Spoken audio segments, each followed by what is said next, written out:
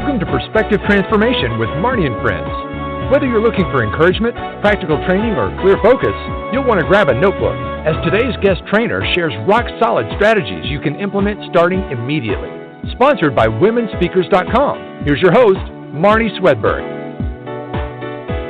Hey everybody, this is Marnie and welcome back to another edition of Marnie's Friends. Excited to have you with us this afternoon for a show that we're calling LinkedIn Christian, How to Be a Beautiful Warrior on LinkedIn. Our guest today is Tina Yeager, the author of Beautiful Warrior, and Tina has gained over 11,000 connections on LinkedIn.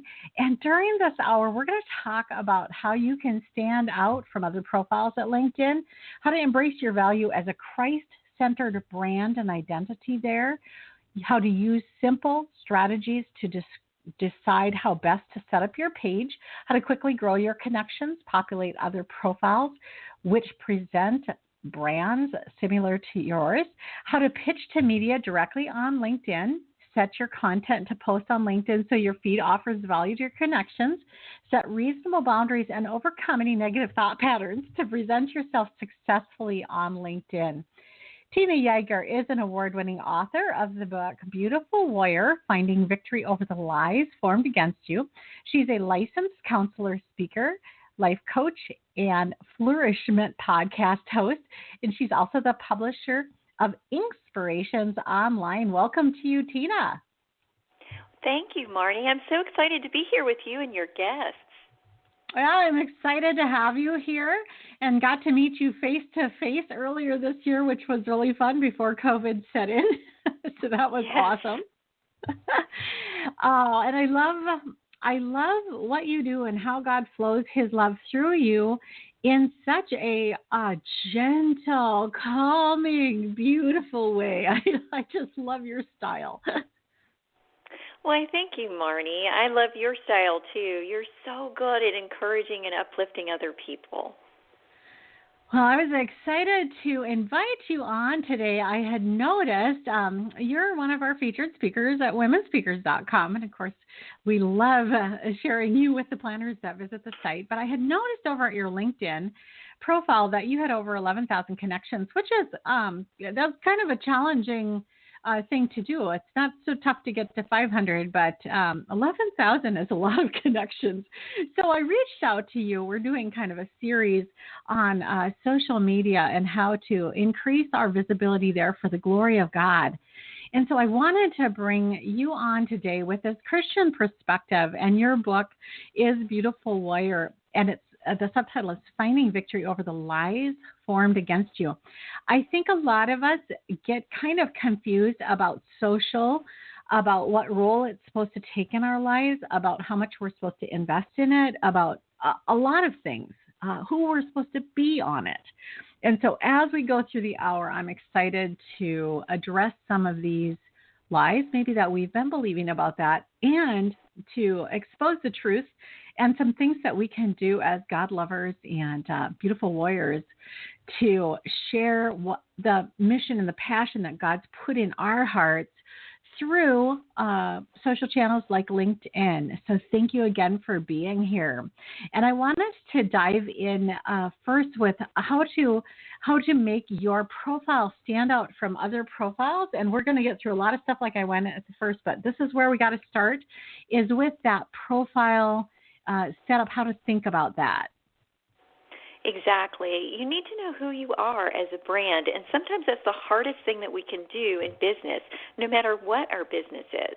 Know who you are and be able to present yourself with integrity. You want to make sure you show your best, but you also want to be honest about who you are. How are you different from other people out there, and how are you meeting a need?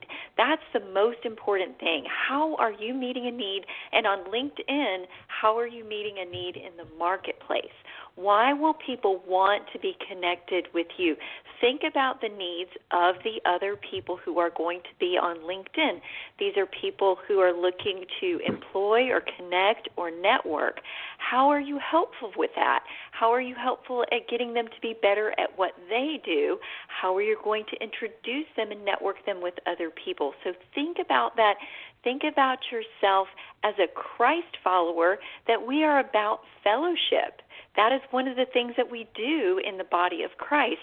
So this is not just shameless self-promotion. This is actually part of God's command to go out and be fishers of men. So you're out there where people spend most of their time, and that's in the workplace. So being able to stand out by saying, this is who I am, and this is what I do, and this is how I do what I do. So giving a sense of your style and your personality on that page with the pictures that you post, with the things that you say about yourself by describing yourself in a unique way. Talk about your personality and the way that you lead, the way that you share what you do with others. Are you compassionate? Are you dynamic? What are some of the things that you can add that people are looking for? And make sure that you're checking other profiles. If you look at other profiles, you can kind of see what successful people are adding. Consider that, and then add something unique of your own to that mix. So when you're thinking about that profile, are you putting that part, who I am, what I do, and how I do what I do, are you putting that part up right in kind of that early description, or is that down in your bio section, or where are you actually accomplishing that particular thing? Both of those places. And you also want to put it in your list.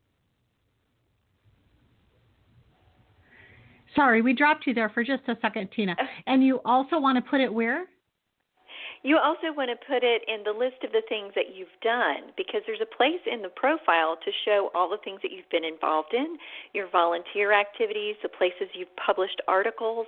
All of those things can give people a sense of who you are and how they can get to know you before they've even met you. So what makes it stand out from other profiles then is really, I mean, it's that combination, who I am, what I do, but it's really a lot about how you do what you do. It's about the personality and the style that you bring to it. Because a lot of people are doing similar things, obviously. A lot of people are managers, or a lot of people are speakers or whatever. So it's how you're doing what you're doing that's going to be the distinction. Am I right on that? Exactly. There's a lot of storytellers out there. Are you a psychological storyteller? That's something I put on my profile at one point. And so things that you can think of that are unique and creative ways to describe yourself that might be a little unexpected, and give people a chance to say, oh, I never thought about doing it that way. That's interesting. Let me look at that. You call yourself the Flourishment podcast host and a publisher of Inspirations Online. Do you feel like phrases like that help set you apart? Well, because people are going to be looking for opportunities to be a guest on a podcast, they may want to connect with me and share with me opportunities for us to network and broadcast one another's stories and one another's platforms. So those are things that help, and being a publisher also helps, because people are looking for opportunities to get publishing done and may be looking for just an inspirational place to go read. So those are things that are addressing the needs of what people are looking for. So instead of your bio saying a licensed counselor, speaker, life coach, a podcast host, and publisher, you include Flourishment podcast host. And you include publisher of Inspirations Online to help, again, to differentiate you from all the other podcasts and all the other publishers. So as you guys are thinking through how you can make your profile unique, you want to be thinking through, well, what makes you unique as a blank, whatever it is that you do? How is it that you do that differently? I love this. So next we want to kind of start here at the beginning of the hour. We want to start with how to embrace our value as a Christ-centered brand and identity. And I have to be honest with you that I've had some people, not very many, I've had some people say, I really don't see very many other people on LinkedIn sharing as many Bible verses or memes with God's name in them as you do. And I've always been just perfectly okay with that, that that is not maybe the majority of people.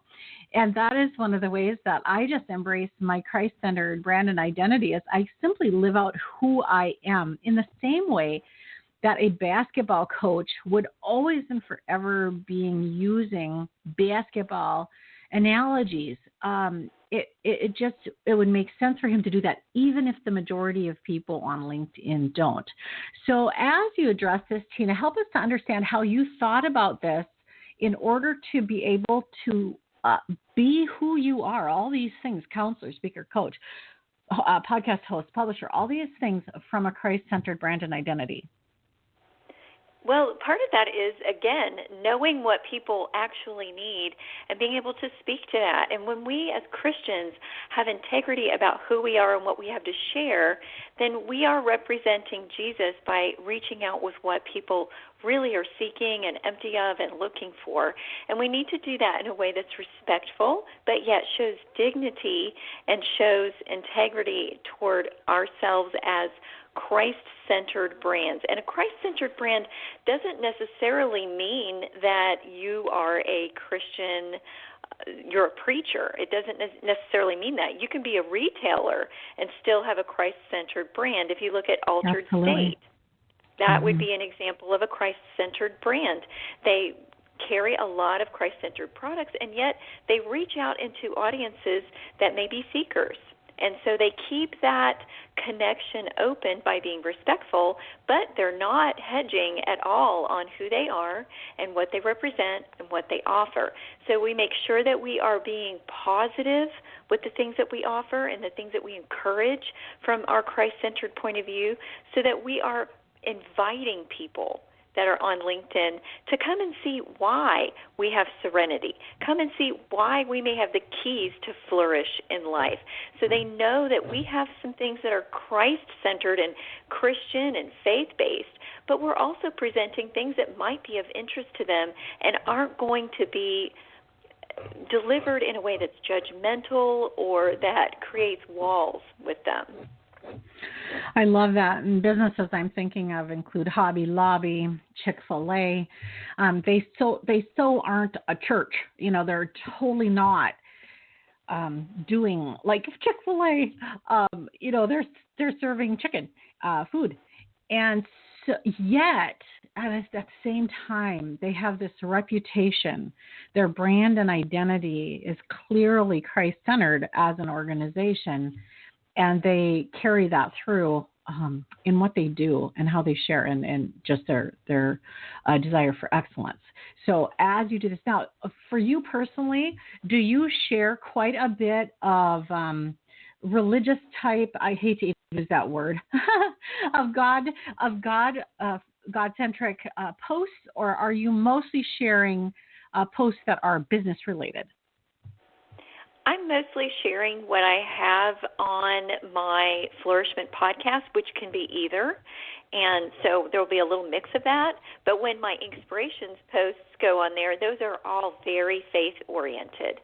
So anybody that reads that is going to know for sure that we are centered on Scripture. So some of it is, and some of it is kind of more seeker-friendly, but most of it has a center in Christian principles and Christian values. You actually have a simple strategy you want to share with us today about how to decide how to best set up our pages. So what is that? Okay. So one of the things that you're going to do is look at other profiles, which is another point a little later on. So I'm going to tie that into this one, that are similar in brand to yours. Look at that and see how they've described who they are, what they do, their bio, and what kinds of things they've listed. And kind of use those as a template, because if you can look at who is successful, that can help you start. You're not going to copy them word for word, because that wouldn't be beneficial to you either. But you want to look at those things. So set up your page with a really great professional picture. Make sure that you've got a bio that includes some of the keywords that people are looking for, and that would be those basic things like I'm a speaker, I'm a podcast host, I'm a life coach, I have so many years of experience with this, and this. So setting those things on your page. And then you want to also make sure that you've indicated on there where you're published. Make sure you put places where you're leaving your blog and connect those to your LinkedIn page to make sure that they're automatically posting.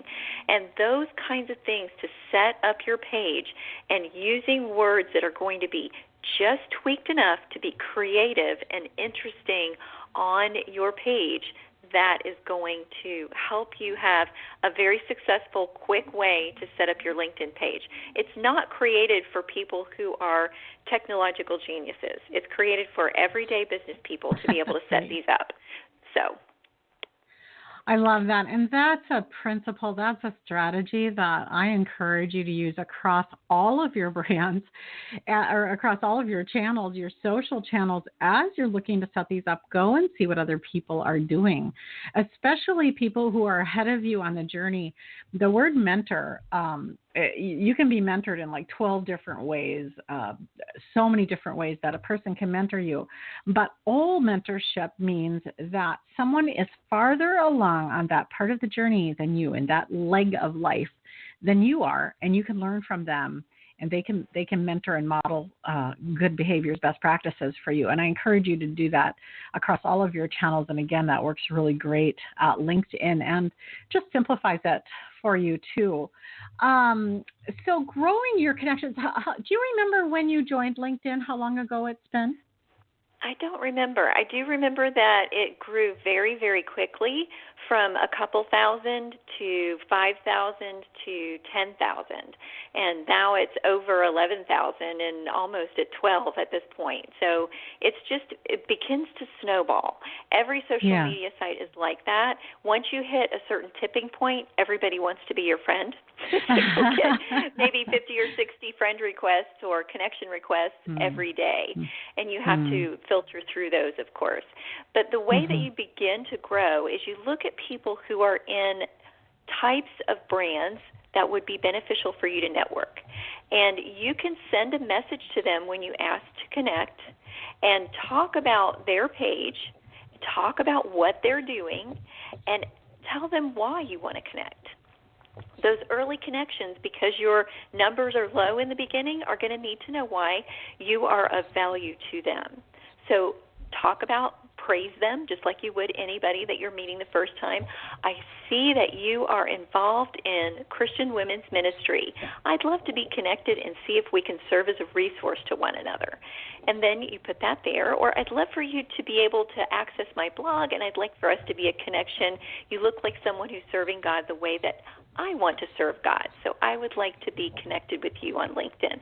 So something like that praises and uplifts the person that you're trying to connect with in a message. And you won't need to do those messages every single time, but at the beginning that'll be very helpful to develop some early connections. And once you connect with somebody, there's an opportunity with LinkedIn to connect with their connections. And you can pop through their window of people that you might also want to be connected with.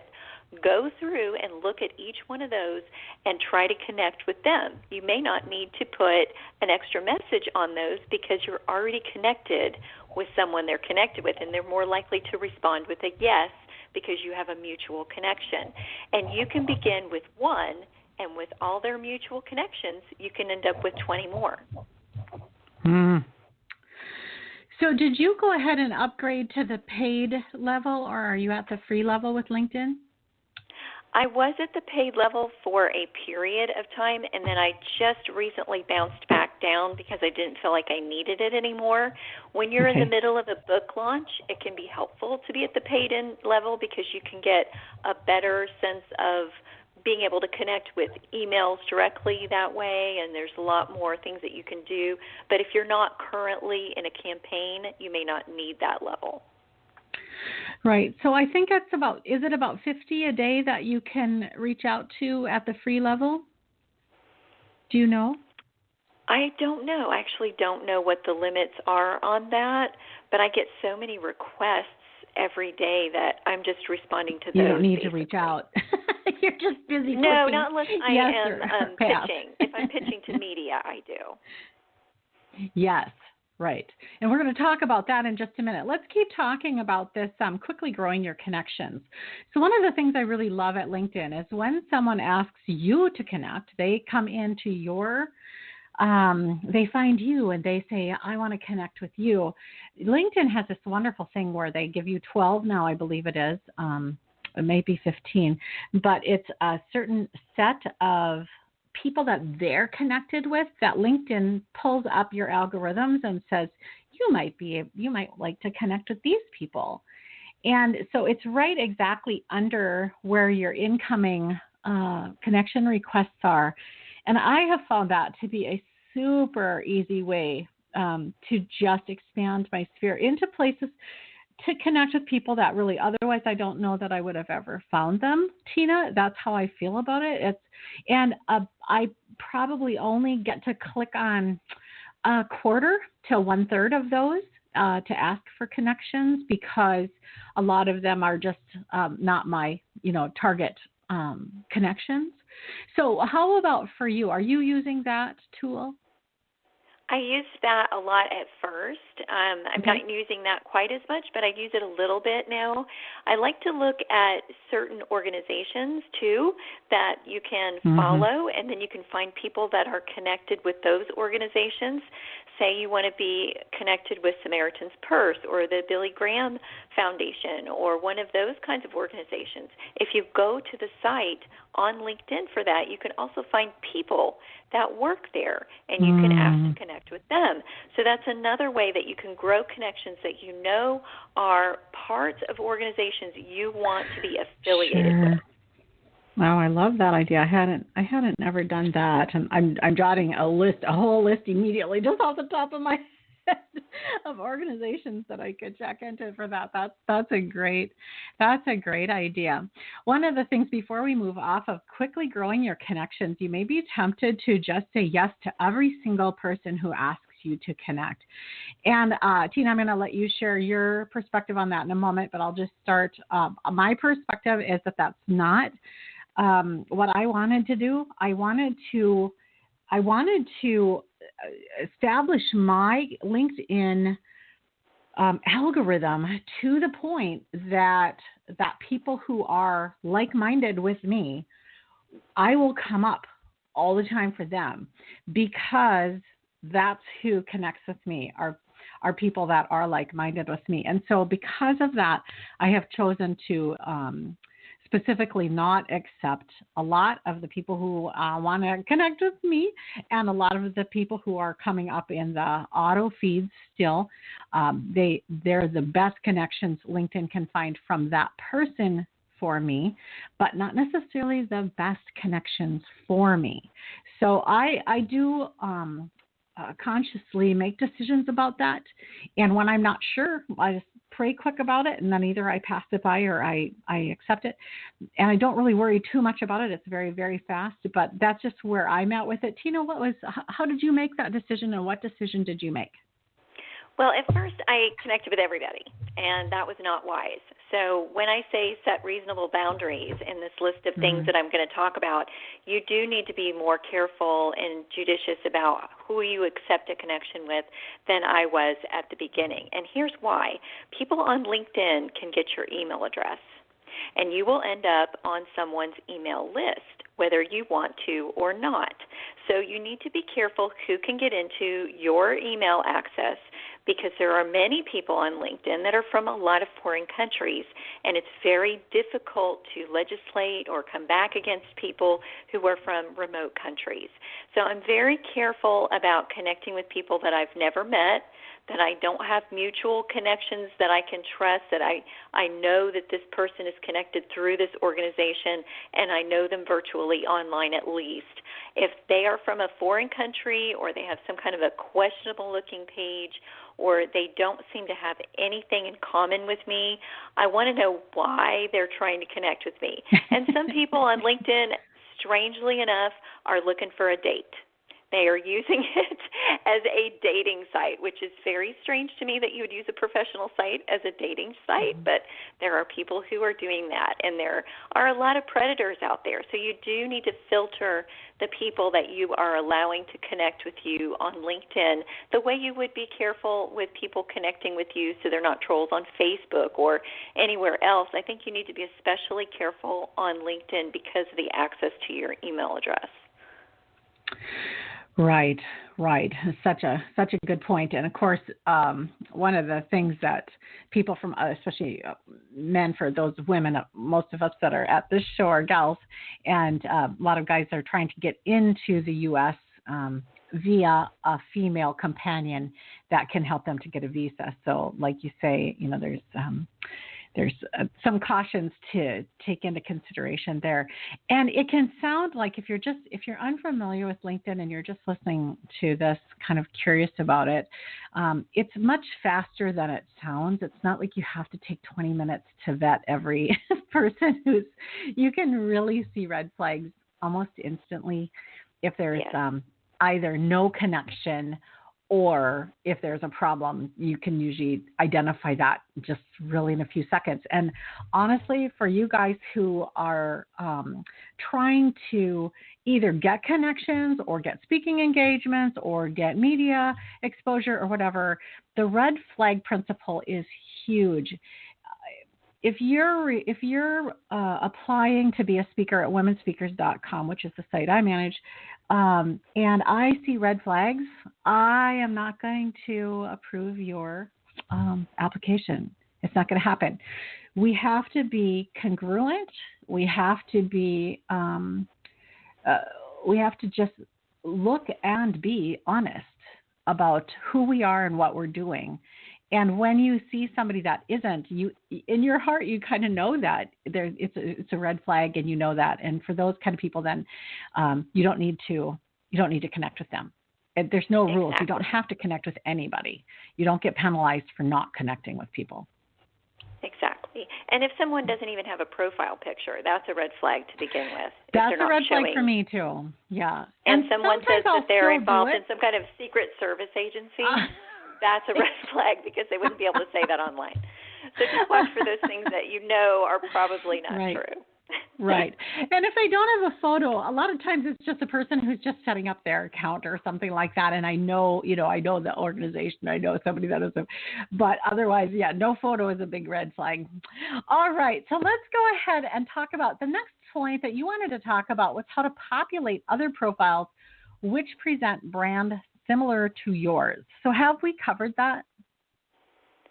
A little bit. I also want to say that you can go on LinkedIn and you can look at your alerts and you can see who is presenting the types of material and content that's relevant to what you do, and you can kind of connect and make comments on those things, and that can be the point at which you become connected or more integrally connected with those people. So making sure you respond to their comments, I don't always do that, to be perfectly honest, but it's a really great way when you're getting started to start making relationships with people and network really well on LinkedIn. Awesome. And then the next one is how to pitch to media directly on LinkedIn. So I want to introduce this part by saying that LinkedIn is my go-to source for media guests when I have exhausted the pool of people that I already know. So I've looked through womenspeakers.com and I can't find the expert I need. And then I've thought through and looked through my relationships and I can't find the expert I need. And then I'm on LinkedIn and I'm looking for the person that's going to be able to train on the topic that needs training right now for our show. And LinkedIn is where I go to find guests like that. And so what you are going to talk to us about is how to reach out to media then directly on LinkedIn. Exactly. And you can search for the types of media that you're looking for. You can do a search for radio show, TV show, podcast host. You can search for those things. You can search for Christian radio host, There are all kinds of searches you can do. When you pull them up, make sure you take the time to look at their profile. Find out what they do, maybe listen to one of their shows, find out whether it looks like a good fit for your material or your expertise, and then when you send a message to connect with them, you want to make sure you include a message with these people. You don't just make a connection. You say that you noticed that they are promoting this kind of material. You love the way they do X. You make sure you open that with a praise for what you have seen them specifically doing. Make sure they can tell it's not a generic pitch, that you have actually looked them up and done your research, and you know them. You know them, you've followed them, you've looked at what they do. I loved your article on blank. Make sure that you have pulled up something specific on that person, and then say, I would love to connect with you and perhaps serve as a resource to your show or a guest. And then they can determine whether you look like, when they go to look at your profile, somebody that's going to be of benefit to them. But you need to be specific, you need to praise them, and you need to make sure you include that you are going to serve them, not that they are there to serve you. Don't make it look like an ask. Make it sound like an offer. That's brilliant, yeah. So are you doing this consistently? Do you do it a couple times a year? How do you pitch media? I do it when I have something that I need to pitch, like if I have a book launching, I'll do it during that. I don't do it all year round because, frankly, I'm too busy to do it all year round. But when you have a book coming out, or you want something where you want to get some extra media coverage, or you're running short on interviews, that's a great way to get connected with new show hosts. And you can also, if you happen to be a podcast host, you can also offer to do something for them. Or if you have a blog, you can offer to showcase their show on your blog. Do something for them, and they're going to be more likely to respond well to you. Yeah, for sure. For sure. And how long, so one of the things that is becoming, it's changed during COVID, it changed the lengths of people's messages changed during COVID. People got really verbose and kind of overwhelming. How long is, I really am one that prefers short pitches, but some people prefer, and what I mean by a short pitch is that you have all of that you mentioned, you know, the personalization of the research that you've done. So they know that you're not just sending the same exact message to 2,200 people right this minute. You've personalized the message. You've offered to serve them in some way. You provide your information.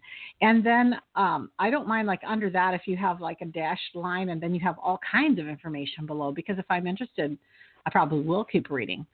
But that first part should be pretty succinct. So for you, Tina, what have you found? That's my opinion. I'm kind of a fast-paced person.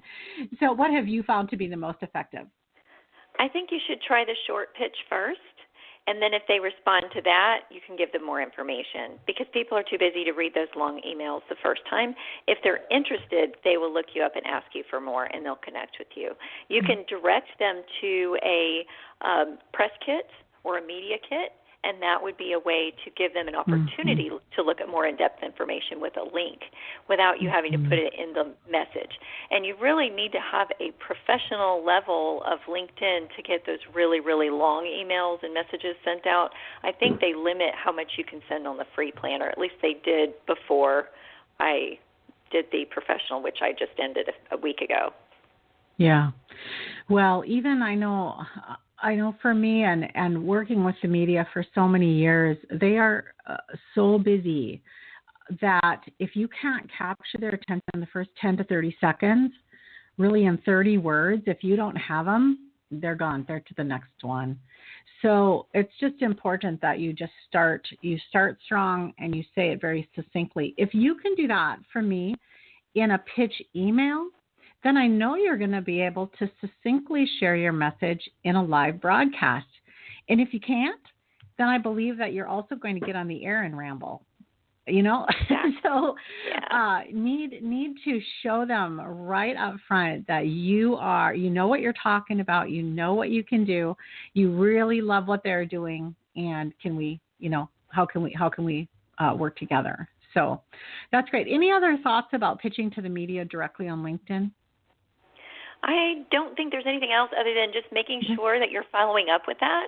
If you say that you're going to stay connected with them and you haven't connected with them yet, you might want to check out what's on their feed and make comments on it. That's another way that you can get back in if they didn't respond. Yeah. Yeah. And this is just, again, across all channels.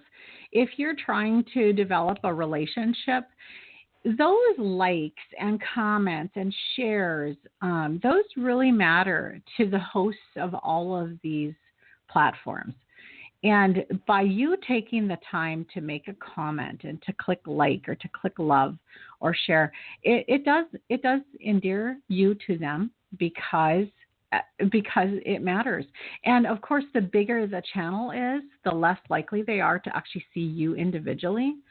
But especially on mid to small size channels, you'll definitely gain visibility by just doing that.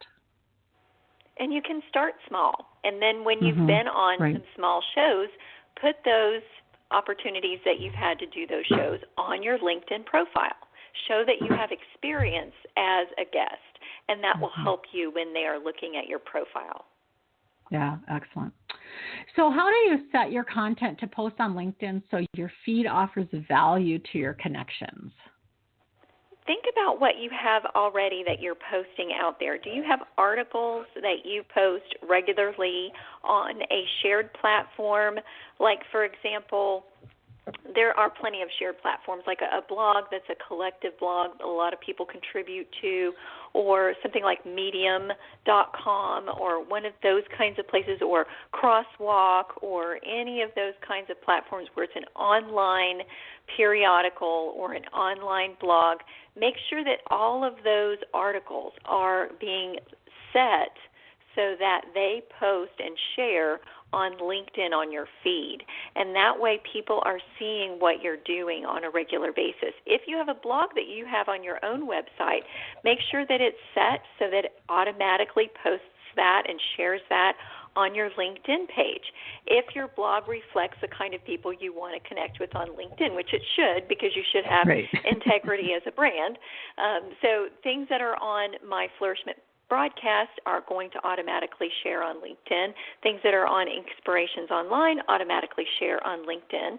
And when I'm regularly doing my blog, which I haven't been during COVID, but normally that would also get shared on LinkedIn. Making sure people see what you talk about and who you are helps them feel a sense of who you are as a person and as a brand. And they want to stay connected with you when they know you.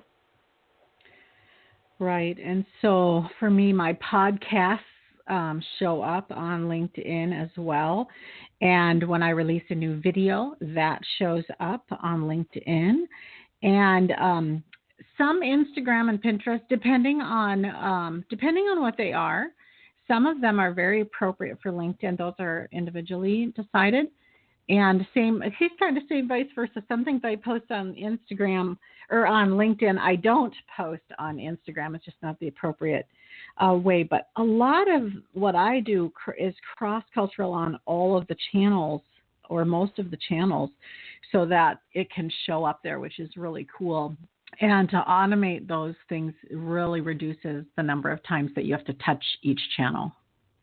Exactly. Now, you do have to be careful if you're doing some things for your friends on Facebook that's just friends and family kind of information.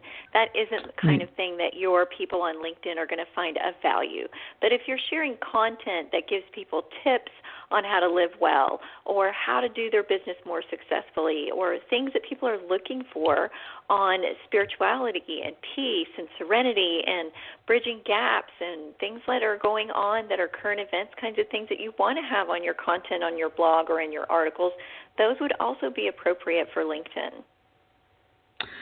Right. And I'm not sure, like some of what I do is automated when I know for sure it's going to work. Like every single one of my podcasts, my radio shows go onto all of my channels. but not all of my, like you said, not all of my Facebook or Instagram posts go onto all of my channels. So I have some things automated and other things I don't. But what I do is so on your computer, you can open up an entire new window that can sit under the current window that you're using. And it's kind of like if you think file cabinet, you have two drawers now. So you have one drawer and you've got some tabs open at the top, and then you have another drawer, another level, and that can have some tabs open on the top. So I keep my 6 channels, my 6 social media channels open on my second drawer, my second level there. And then I'm able to just quickly copy and paste a link. A lot of times I will find, I'll be listening to worship music as I'm working or whatever, and a song will just capture my heart, and I'll just share that out. Or I'll come upon a news article or a training or a meme or something like that, and I can just quickly copy that URL, copy the address, the HTTP address from the top, and just post it across all my channels very quickly, like in less than 3 minutes. I've got it all the way across all of them that are appropriate for that particular thing. So just knowing that automate what you can, and then for the rest of it, make it as easy as possible to post and to share.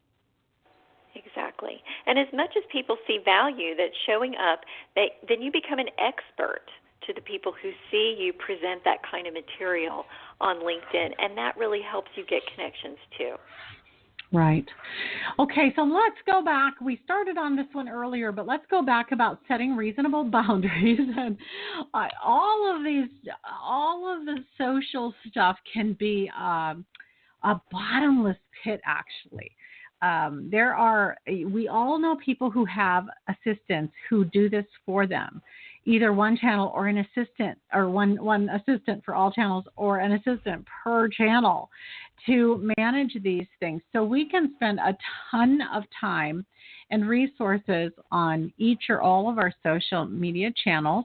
So as you're thinking about this, one thing is to consider how much investment you are going to make into these particular channels. So right now we're going to talk about setting reasonable boundaries at LinkedIn. And for every single one of you listening, it will be different from everybody else. Your own boundaries have to be your own before God, with you, with your family, with your business, with your ministry, whatever it is. This will be decisions you have to make. But Tina, let's talk about the different types of boundaries that we have to think about here. Well, we need to think about emotional boundaries and making sure that you're not getting caught up in a bunch of negativity. LinkedIn is one of the few places where you're less likely to see that, so that's a good thing about LinkedIn. You also need to set time boundaries, how much time you're spending. And the good thing about LinkedIn is you can grow connections without spending as much time as you need to on some of those other channels. Twitter can be extremely time-consuming as far as keeping up with growing that particular network, and so can Instagram. But LinkedIn, with minimal amount of time, you can spend maybe 30 minutes a few days a week on it and grow a lot in a few weeks by just spending 30 minutes a few times a week. And then as you grow, you'll have that effect, that snowball effect, where you won't need to spend 30 minutes several times a week. You might spend 20 minutes once a week, and it'll still grow because you have momentum.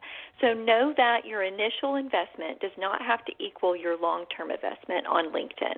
And also know that you need to understand, is this the type of social network that's going to help my business, my platform grow? For LinkedIn, it really can be very helpful with multiple types of platforms and businesses because you can network. So look at what is going to be beneficial for you and limit your time so that you're not encroaching upon time that is very important, like family time, like your health, like your spiritual time. All of those things should always be higher in priority than spending time on social media. If you're staying up till 4 a.m. doing this, you have not set healthy boundaries for yourself. So make sure that you set some reasonable boundaries. Do not spend more than an hour a day on any social media. And that sounds crazy because everybody talks about how you need to be on it all the time, all the time, all the time. I think especially right now with all the things that's going on, you really need to take greater care in limiting your time that you spend on social media and any kind of media, and giving yourself a mental break from that blue light wavelength, which is detrimental if you get too much of it, and being careful that you are choosing to spend the time where it's beneficial. Limit how much time you can use a timer, and limit how many different people's feeds you're reading so that you're only reading things that are going to help you feel better. Don't read things that are super negative. That's a lot of rhetoric. You can end up seeing some political posts on LinkedIn. So limit the amount of negativity to which you expose yourself. So those things are really, really important. And make sure if someone is stalking you on your email address that you set boundaries with that and you block that and you don't engage with people that do those kinds of things as well. That's kind of an obvious one. Yeah, that's great. One of the things you talked about, and there's two real different schools of thought here on this, plus everything in between, but on needing to be on it all the time, on your social all the time. And it's the same with your phone and your text. Do you need to be available to all people at all times, in all places? So this is just a question you have to answer for yourself. And Tina, I can already tell that you and I are kind of on the same page with this. But if you're listening and you are like, yes, of course I have to. If someone's texting me on my Facebook channel and they need information about my product or service, of course I have to immediately respond.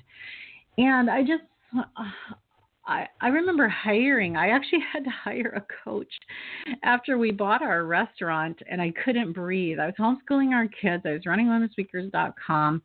I was still writing books and speaking, and I was so overwhelmed. And I hired a coach, and she did this thing with me, and it helped me to understand how I had let the restaurant become too consuming. And I said, well, but when they need me, they need me. I mean, they'll call and they'll say things like, we can't, this is old now, but we can't get the cash register to work. It won't work. So we can't check anybody out. Well, I felt like then, of course, I had to go over there and fix it. Otherwise, we couldn't do any business. And she just showed me that even in that situation, I had to choose. I got to choose. It was both a responsibility and a privilege to choose what I was going to do. Was I going to let every emergency completely overwhelm whatever it was that I had prioritized for those minutes or not? And as I began to actually apply that logic to it, that it was both a responsibility and a privilege to choose, then I would sometimes just say, do the best you can. Just use a notepad and a calculator and do the best you can until we get somebody from the house can get there. And I would keep doing what I was doing before then. And I just encourage you, if you have been the person who has felt very glued to your phone, you don't have to be. There's several of us who aren't, and it's okay. And God is helping us to grow large audiences without doing that, and paying our bills without doing that. So just keep taking that back to Jesus and asking him, what should I do? Tina, do you have a follow-up comment on that? That is such great wisdom, Marnie. You just sort of hit it on the head, the nail on the head there. I so agree with that. And I also want to say there might be seasons when you need to do more of that than others, but make sure it's a season and not a lifestyle. Like if you're in the middle of a book launch, you may end up having to spend a little bit more time on that than you normally would. Yeah. I'm launching 2 online conferences this summer. I'm hosting them. So I'm a little more attached to my email than I would be normally. But I don't make that a lifestyle. And I don't let that kind of thing interrupt or take over my quiet time, because if I don't have that, I can't do anything else. Mm-hmm. I like to compare it to a new baby. When you have a new baby in your house, you're not getting good sleep. You're tired all the time. You're totally at the whim of this child's needs. You don't get to decide when the baby's sick, when the baby needs to, have a diaper change. All those things are just thrust on you because you're in that season. And that's how I think about seasons in business as well, in ministry, is that sometimes you're in that new baby season where it's just really consuming. It's really long hours. It's very exhausting, but it's what needs to be done. And then you're not always in that season. So that's kind of, Tina, I think, to just clarify what you were saying there too, and you said it well, but just if you find yourself forever and always in new baby season with your ministry or business, something's wrong. You need to really pray that through, get alone with God and pray that through, and even get a coach and have them help you identify what you can either delegate or else eliminate for a season, for a reason, in order to be able to bring health and balance back into your life. And it doesn't have to be perfect balance all the time. There's no such thing. But it should be balanced like riding a bike where you're not always tipping over. It should be enough balance to keep you going long term. So the last thing we wanted to talk about then today was how to overcome negative thought patterns to present yourself successfully on LinkedIn and kind of globally overall in life for the glory of God. So maybe, Tina, this is kind of your book, Beautiful Warrior, Finding Victory Over the Lies Formed Against You. Where do these negative thoughts, like how do they get in there and how do we get them out? Well, the negative thoughts all originate with the enemy of our souls who wants to steal, kill, and destroy. He wants to steal away the prosperity of the messages and the truths and the blessings and the giftings that we all have to share with other people. And he wants to kill God's potential that God has put in our hearts, our minds, our spirits from before we were born. And he wants to destroy our connections with our ability to feel that fulfillment and sense of purpose in life. So what he will attack us with, more often than not, is a combination of shame and pride, and he will try to go cyclically back and forth with guilting us for feeling prideful and shaming us for shaming us by not feeling like we can do things that we should be able to do in the identity and significance of Christ. So sometimes we feel like we are being prideful when we're presenting ourselves in a positive light on social media, and that isn't the case. We are simply recognizing who we are in Christ, that we are called as ambassadors of him, and that's where our significance comes from, our potential comes from, and we should never feel like that is wrong, to be able to be proud of who God made us to be in his power, in his image. So we can call ourselves by the names that he calls us by and not allow the enemy to put us down and say that we're not worthy, because Christ's blood says that we are worthy. Christ gave himself for us, so that gives us worth and significance. We should not allow the enemy to attack us with the lie that we are not capable or competent to do the things that God is calling us to do, because God equips us as he leads us through those things.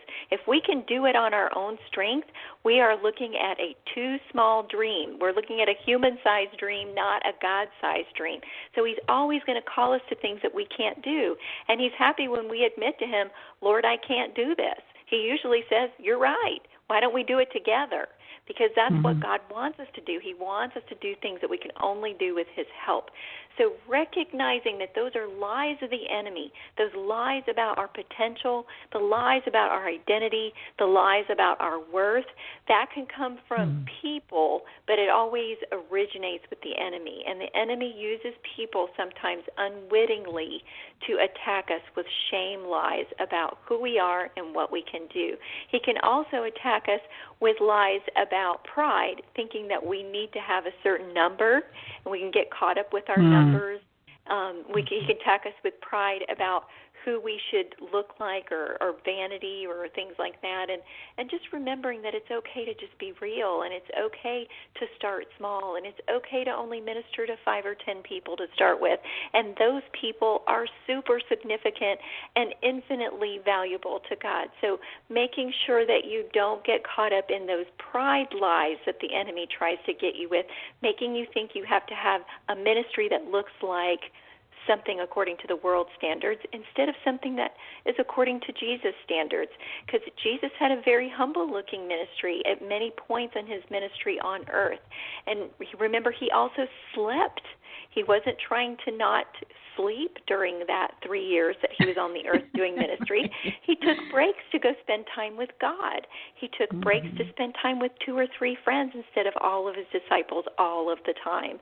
So that is important to remember, giving ourselves the chance to have balance, being in healthy fellowship with people that will build us up, and making sure you make connections with those people on LinkedIn and elsewhere, but making sure that you're not allowing the enemy to get you with comparison traps or shame traps or pride traps or any of those things that he's going to distract you from who God says you are in the identity in Christ. I love that. I love that. And I just, too, we're running out of time here, but I just, too, want to just encourage you that you have been created in the image of God himself, and you are his flow-through vessel. And when he does something amazing through you, don't hide it under a bush. He did it through you on purpose. He knew what he was doing when he gave you the skills that he gave you, when he gave you the relationships he gave you, when he put you on planet Earth right now in this season for such a time as this. And we need you to live fully who you are in Christ, and not to let other voices take away your faith and your courage and your boldness. So step out and be who you are in Christ. Before we leave here today, Tina, where can people find out more about you? They can go to my website, and it's very simple, tinayeager.com. That's the easiest place to find me, and that's YEAGER. And you can find my books there. You can access my podcast there.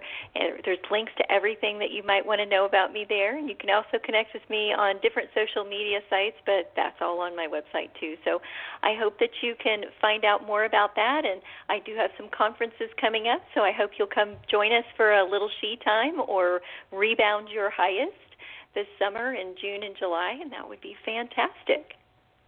And those are online, is that correct? Yes, those are virtual conferences, so you can come and join us from the comfort of your own home, and they're super inexpensive. You would spend more money going out to lunch with a friend. Oh, so awesome. Tina, you're also available as a speaker over at womenspeakers.com in Florida, so you guys, if you check over there, you can see her right there too. Thank you so much. Thank you for your life, Tina, and thank you for being here today and joining us for this. Thank you, Marnie. You were just such a blessing. I so appreciate you inviting me. I'm so honored. Oh, well, thank you, and just loved what you had to share. And you guys, thank you for being here.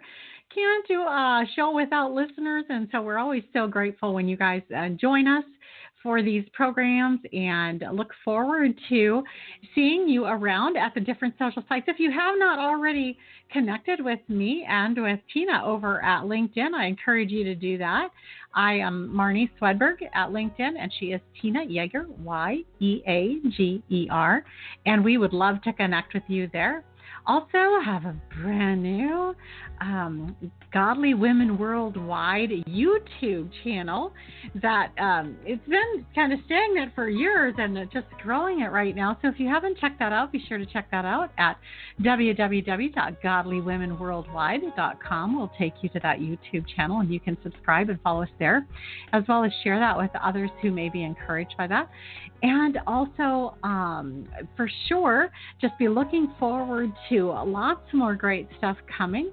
We're in summer right now, but fall is coming, and we're looking forward to an amazing fall, and just praying for your health and your safety, and that God would continue to use you for his glory and his honor. See you next time. Bye-bye.